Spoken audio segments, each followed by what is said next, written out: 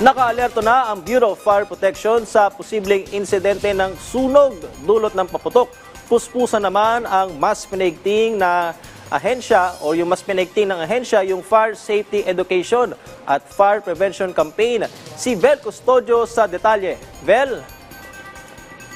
Rise and Shine, Patrick, isa ang Quezon Memorial Circle sa mga pangunahing lugar sa Metro Manila kung saan pwedeng manood at magdaos ng fireworks display.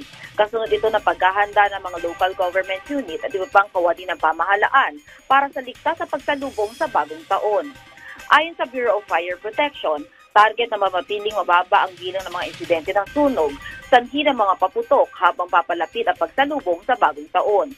Sa ilalim ng Executive Order No. 28 at Republic Act No. 7183, mahigpit na ipinagbabawal ang paggamit ng pagbibenta ng mga paputok kagaya ng Watusi, Piccolo, Bawang, 5-star, atomic bomb at iba pang uri ng mga pyrotechnic devices. Ang mga mahuhuling lalabag ay maaaring mapatawan ng 1,000 hanggang 5,000 piso at makulong ng 3 hanggang 1 taon, depende sa grievances. Kaya naman puspusan at mas pinaigting pa ng BFP ang Fire Safety Education at Fire Prevention Campaign. Araw-araw umiikot ang fire truck sa matataong lugar para sa visibility at public address system para paalalahanan ang mga tao.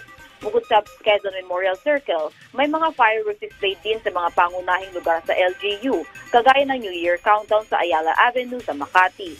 Patuloy naman na nakikipagtulungan ng BFP sa mga LGU para sa pagkontrol ng paggamit ng mga paputok. Ipinagbabawal ang paggamit ng mga paputok sa residential area.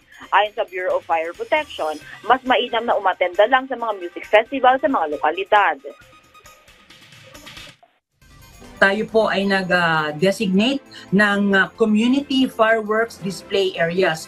At knowing naman po ang mga Pilipino, mas karamihan sa atin, mas nag-i-enjoy tayong mag-videoke, gumamit ng torotot, or yung sinauna nating pagpapaingay ang mga kasirola or kaldero na mas safe na po sa ngayon. At yung mga kababayan nating iba ay nag-a-attend ng nasasabing musical festivities sa kanilang lokalidad na meron din naman pong mga countdown. Paalala naman ng pamunuan ng Quezon Memorial Circle na magdala ng sariling tumbler dahil ipinagbabawal na ang pagdala ng plastic bottle at iba pang mga plastic sa loob.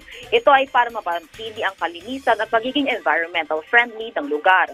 Para naman sa traffic update, maluwag pa ang daloy ng trapiko ng mga sasakyan dito sa Elliptical Road. Balik sa iyo, Patrick. Maraming salamat, Vel Custodio.